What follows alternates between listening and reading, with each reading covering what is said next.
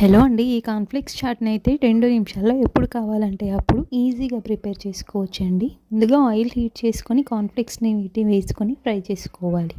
ఇవైతే ఈజీగా తొందరగా ఫ్రై అయిపోతాయండి. ఆ తర్వాత వాటన్నిటిని తీసేసుకోవాలి.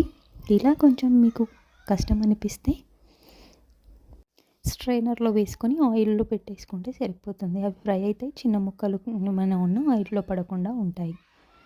ఆ తర్వాత వాటిని బౌల్లోకి తీసేసుకొని అందులోనే పల్లీలు, కాజు, బాదాం, కిస్మిస్ అన్ని డ్రై ఫ్రూట్స్ కూడా వేసుకొని ఫ్రై చేసుకోవచ్చు. తక్కువ టైంలో ఈజీగా స్నాక్ ప్రిపేర్ చేసుకోవాలంటే ఇది ట్రై చేయండి.